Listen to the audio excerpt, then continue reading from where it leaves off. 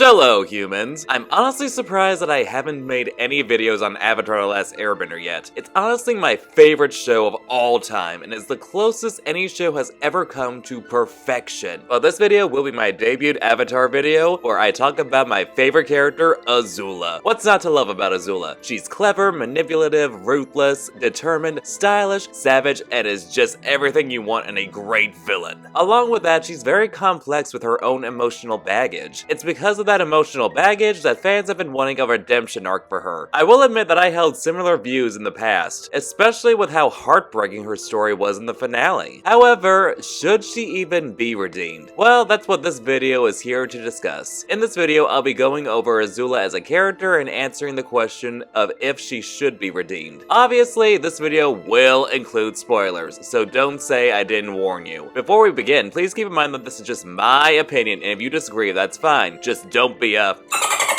about it. Now, without any further delay, let's dive right on in. First of all, let's take a look at what Azula is like as a character. Basically, growing up as a child soldier that her father wanted to use as a weapon due to her being a true prodigy, Azula was very skilled in military training. She calculated every move she made, and any missteps were the fault of others, and were merely inconveniences to her. Being a princess, she was as entitled and manipulative as she was clever and beautiful, even believing that she was above the tides that were too dangerous for her ships to pull in. However, with her ruthlessness and capability of coming through with her threats, which were more promises in her case, she was even more dangerous than the tides, and I can confirm that as a merman. She treats life like a game of chess, always calculating all her steps ahead of time, anticipating her prey's next move, and seeing everyone as pawns to get what she wants. However, on the other end is a tragedy with how she believed her mother loved Zuko more than her and thought of her as a monster. Much like how she used others as pawns, her own father used her just as a chess piece that he discarded when he no longer saw her as useful, as well as how her mental state deteriorated after her two best friends betrayed her and she ultimately broke down. While nowadays it's really common to see villains be given complex backstories about how they became who they are, to varying degrees of success, it wasn't quite as common when the show came out, with both Azula and Zuko being villains in the show but having sympathetic backstories to explain how they turned out the way that they did. However, while Zuko's was done as a way to help lead to his redemption, Azula's wasn't. Something people forget to remember is that why someone does what they do does not excuse their actions. It can explain them, but it's not a justification, which is made clear with Zuko even after his redemption, with people not being willing to trust him, particularly Katara. The tragedy with Azula's villainy was that she had never known real love, and in response used fear to give the illusion of love. She's a sympathetic character, but this death wasn't done as a way to redeem her, but rather as a way to display the complexity of life. There are people who have been through some truly horrible things that no one should ever have to go through. However, that doesn't change the fact that that person can also be truly despicable. It doesn't matter if that person's suffering has shaped them, when they have hurt others and show no remorse for it. Before anyone says that Zuko was a villain and got to be redeemed, let's examine how the two of them are as people. Look at Zuko in season 1, where he was undeniably the main antagonist that was trying to capture Aang to restore his honor. However, he still showed moments of being a good person deep down, with how he lets go of the chance to hunt down Aang to save his uncle Iroh, who had been captured by earthbenders. He also refused to kill Zhao during their Agni Kai, showing mercy, something Azula doesn't know the definition of. Or during the episode The Storm, where he is later shown caring about the safety of the crew, despite claiming that it didn't matter earlier. Let's also not forget in that same episode, it was revealed that he was banished for speaking out of term by speaking up against the plan to sacrifice their own soldiers that were new recruits, seeing them as valuable members of the Fire Nation that deserved better. In season 2, he even risked his life to save a little boy from the Earth Kingdom, someone who he was taught to believe was beneath him, not to mention when he had a change of heart and freed Appa. Now compare that to Azula. When has she ever done anything for anyone where it didn't end up benefiting her? Azula's actions have always been in the service of her dictator father, the war, and most importantly, herself. She literally threatened her best friend to join her on her mission and leave the life that made her happy. Even in season 1, Zuko never would have done that. Before anyone says that Azula helps Zuko be able to come home, keep in mind that she needed him to help her defeat Aang and Katara so the Fire Nation could conquer Ba Sing Se. We also can't forget that beforehand, she was hunting him and Iroh down to take them back as prisoners. If she could have accomplished her goals without him, she would have done it in a heartbeat. She even credits him for killing Aang when she was the one who did it to help him, but it was to protect herself in case Aang had actually survived. She did show some semblance of caring for Zuko when she warned him about going to see Iroh in prison, but it could be just as likely that she was trying to keep Zuko around long enough for the invasion so that he could take the blame for when the Avatar is shown to be alive. After all, if she actually cared about him, she wouldn't have been so willing to let him die multiple times. Her only soft moments were in the episode The Beach, where she apologized to Ty Lee for making her cry and admitting to saying it because she was jealous. I do think she genuinely cared about Ty Lee and May, but not to the point where she would ever put them above herself. It's similar to how Zero from The Lion King 2, Simba's Pride, was shown to care about her children, but still put herself above them and had no qualms about the idea of killing them when they turned on her. Azula mocks her friends and her brother's emotional breakthroughs and even smiles at Zuko being angry in that scene, and is perfectly comfortable with her own trauma, or at least appearing so. Not to mention that she took pleasure in his face getting burned by their father. Now, let's discuss how if she was meant to be redeemed, it wouldn't have been left unfinished in the show. Avatar The Last Airbender has been praised for having impeccable writing, and everyone's arcs feeling complete. Azula is included in that statement. She's not an exception. Her losing her mind and control is meant to be a contrast with when we first meet her, with her dominance and desire for nothing less than perfection, to the point where even one hair out of place was unacceptable. Her hair at the end of the show is messy and her bangs were chopped. She's a representation of what happens when one chooses fear and manipulation over love and trust. She was someone who had everything and she lost it all. Her friends, her royal status, her confidence, her control over others, and ultimately her sanity. The show didn't just forget to write her a redemption or randomly got lazy with her. This was always their plan for her, and if they had given her a redemption, it would have been half-baked. For those that argue that the creators making Zuko redeemable and Azula not could be seen as misogynist writing, you also have to take into account that May and Ty Lee also started off as villains and got redemptions as well that feel organic to their characters. I've often heard people say that Azula is only 14 years old. I used to use that same argument, but I think we all need to acknowledge that children and teenagers are capable of being truly evil. Look at the news and you'll see many heinous and despicable crimes have been performed by teenagers and children 12 and under. In Zuko alone, and if we count the comics, The Search, she's shown at a young age to be very cruel and took pleasure in the suffering of others. And unlike Zuko, it didn't show any form of compassion for anyone, with her not caring about her cousin Lu Ten's death and hoping for the death of both her uncle and her grandfather so that her father could take the throne. She even mocks Iroh mourning the loss of his only child. She taunted Zuko over the fact that their father was going to kill him. Yes, Ursa wasn't the best mother to Azula, and it's clear that Zuko's compassion came from his mother teaching it to him, but Ursa did try to correct Azula's behavior, even if it wasn't effective and she could have tried harder. It's just clear that Azula lacked empathy and was cold to her very core. As to the comic Azula in the Spirit Temple, many people see it as a step towards her being redeemed. However, I see it as the exact opposite. It's proof that she's not redeemable. The spirit that inhabits the temple gives second chances to those who enter, and became a manifestation of who Azula was on the inside, which was a monster. Azula rejected the idea of redemption because she refused to believe that she was ever wrong. In her mind, she's always right, and anyone who doesn't see that is a fool. She sees everyone as tools to get what she wants. She rejected redemption in favor of revenge and seeking the power that she believed she deserved. You could argue that she has room to grow, but I don't see how they're going to get her to ever admit that she was ever wrong so that she can be redeemed.